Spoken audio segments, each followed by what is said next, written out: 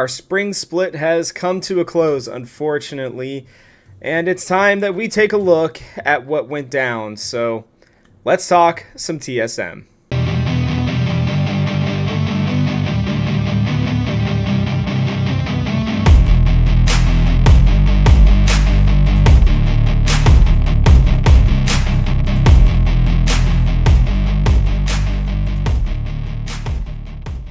That is right, we are back, and I do apologize for taking the week off. Unfortunately, we had to put down my dog, Bailey. May he rest in peace. I do miss you a lot, buddy. But we're back, and it's time for us to, dive into what went down, basically. And it starts with, Super Week and the 100 Thieves game where, I really thought... we had a good chance coming into it. It felt like the team knew their identity. I thought we got some pretty good picks. If I'm being honest with you, I really liked our draft. I felt like it was very safe for Wild Turtle. Chime got his champion. Maple got arguably the strongest champion on the patch. And Boogie got the ability to engage, which is what he's generally good at. The only problem is that we took Solo's Cassante, and I don't know whose call that was. I don't really understand the decision behind that. He has shown that he's not exactly the most comfortable on Cassante. And to be honest with you, even though Cassante is technically a tank, it doesn't seem to really fit his style of play, if I'm being honest with you. And I don't know how else to put it. I mean, it's just like, there just feels like, he needs to have an impactful ultimate, whereas I don't think Cassante's ultimate in a team fight like this can be, like the way that this team plays specifically, is overly impactful. Now, here's the deal, though. I'm going to tell you, I just went and rewatched the game before this because I'd kind of deleted it from my memory because I was so upset about it, but I went back and rewatched it. Like, this game is not on Solo, which makes the decision... that we'll talk about here for the next game a little bit surprising. But overall, we had a great early game, and we scale extremely well, right? Like, Zaya's going to scale really well, be able to tear through Tenacity at some point. Like, she can easily keep up with Jinx as long as Jinx isn't getting ultra fed, which seemed to be our biggest problem this year, is that we just let AD carries kind of get fed and let things get away from us. And then, we even had Maple absolutely, like, look at the CS difference real quick between Bjergsen and Maple. He almost double Flame Horizoned Bjergsen, and we still lost this game, right? Like, it's kind of crazy to think about just how strong Maple really was, and we still could not find a way to bring this back. And listen, it came down to something that I had actually predicted, and I feel bad about it now, but like, I just said that in my predictions piece, and I probably would have said this had I made an episode as well. You just don't count out Bjergsen and Doublelift. Like, they find a way to get it done. One of the two of them are going to step up in a big situation like this, and that's what happened in this game, to be honest with you. It was just, they made plays, they understood how to keep their head in these big moments, whereas it felt like Boogie and Solo and Chime, specifically, all three of them, were consistently out of position. Maybe not even as much Solo. Like, really looking back on it, it was really Boogie and Chime that would start off fights. Solo would come in to try to salvage things, but it just, like, wouldn't work. And when he's playing Cassante, like, he's going to die a lot if there's not enough to back him up. And it's just strange to me that, everybody's like, oh, well, the 5v4 at Dragon is what lost us the game. Like, no, we had used a bunch of ults to kill Bjergsen. Like, we didn't have everything we needed, and we certainly didn't have enough to be able to tear through Tenacity. Wild Turtle going with the Gale Force build instead of the Kraken Slayer build, which I guess I get because, trying to escape Bjergsen and Closer was paramount for what he was trying to do, but it just felt like in this game, even with Lord Doms, you needed more, probably. Kraken Slayer, I think, would have done a lot of work in this game. But, that's neither here nor there. They just, It's really interesting because at the beginning of the game, like, we were we were countering every single attack that they had. Perfect defenses, right? Like, Solo TPing the bot to save Wild Turtle and Chime early on.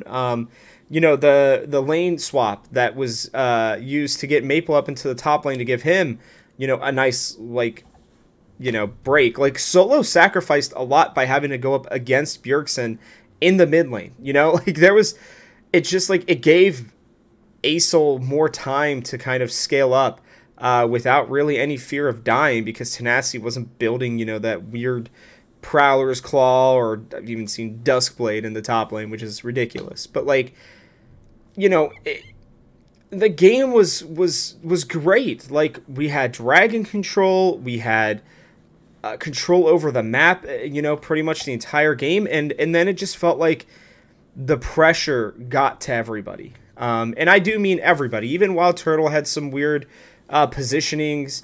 Maple kind of, I don't think, he played it really well. Like, I'd give him like an 8 out of 10, but there were some times where I thought, like, Maple, why aren't you doing more here? You're at a point where you have scaled extremely well. Like, you should be the strongest person on the map, but yet you're not really getting to where you need to go, right? Like, I don't know. It was a really unfortunate game that I think we absolutely could have and probably should have won.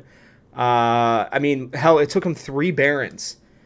3 Barons to take us out, but it just wasn't meant to be with this team. It is really unfortunate because winning this game would have absolutely, like, 100% in my mind, locked us in for playoffs, to be honest with you. Just because, that just seemed to be what everybody else needed.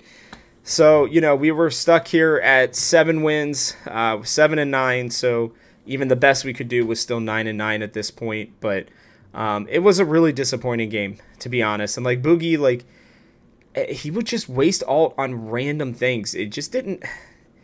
I don't know if he still seems to have, like, a solo queue mindset with certain things, and that's the way he played Sejuani. He felt that way in a big way. The one positive of the weekend was we just absolutely took it to Dignitas. We did not mess around in this game.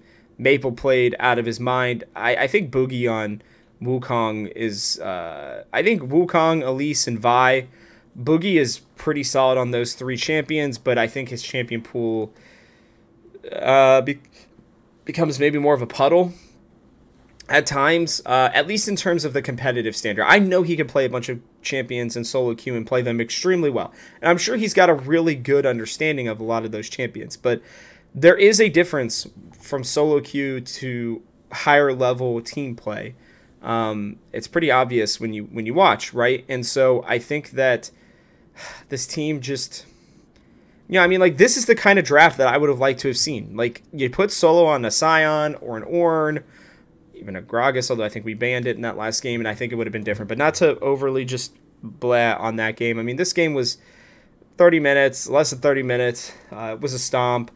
We basically got everything that we wanted.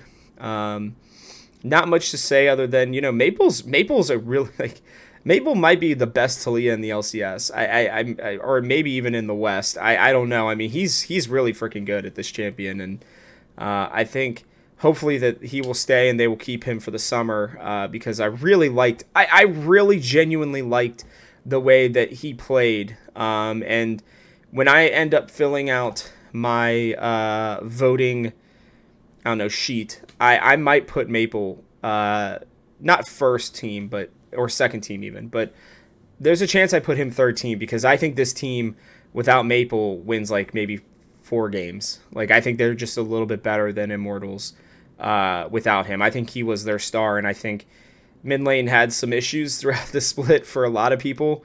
And I think Maple was just consistently pumping out damage, consistently getting leads, consistently carrying this team when needed. I mean, I actually think he was outstanding this year. So, this game was great. We move on now.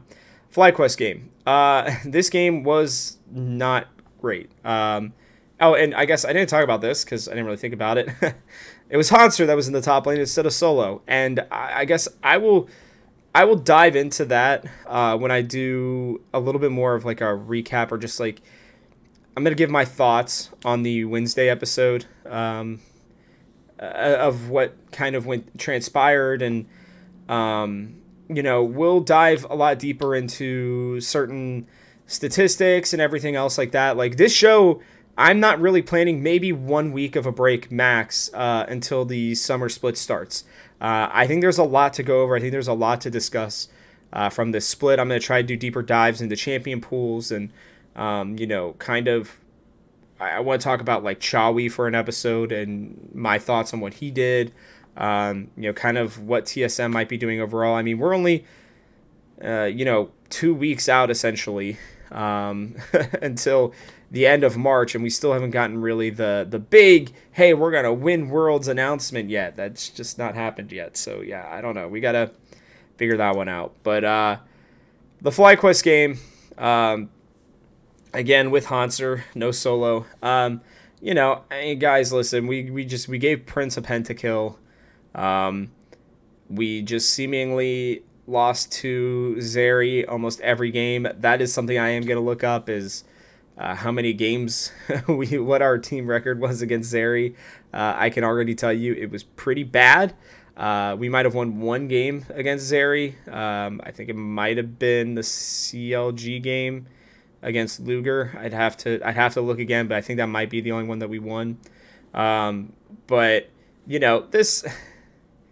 this game was just like, you could just tell they were defeated. They came in with like, yeah, maybe we can beat FlyQuest, and they kept things pretty close, but then it just clearly got out of hand, and they just didn't seem to really care after that. I know I lost all interest once they started like just getting way too far behind. I had to turn it off because I was just so upset about it. And I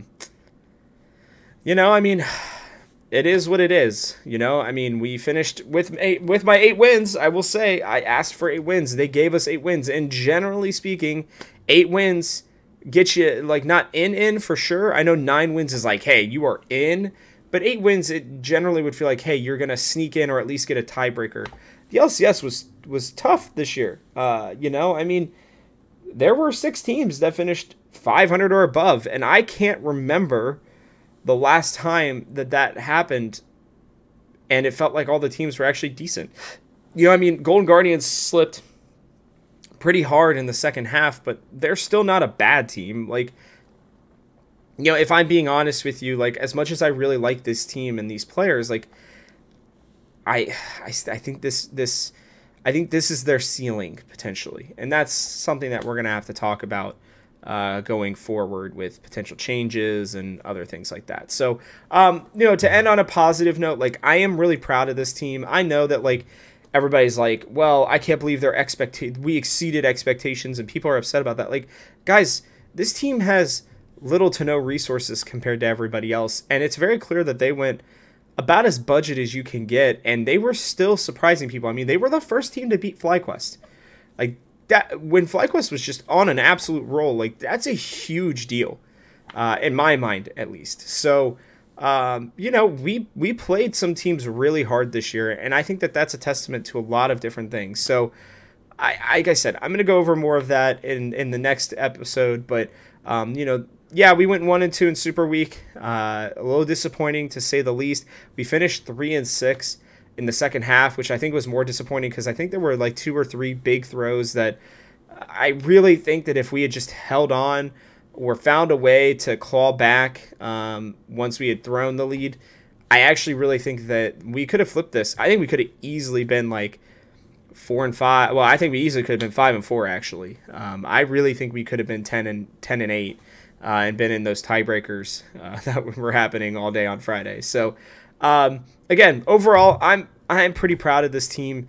I'm really proud of the coaching staff. The coach, Chawi, and Glenn for all the help that he's been offering and doing. So, yeah, it was a great split. I'm really looking forward to the summer split, but we still have a lot to I don't know, dissect and diagnose with the rest of this team. So make sure that you guys are keeping it here. Make sure that you guys are liking, commenting, and subscribing. And yeah, I will see you guys on the next one.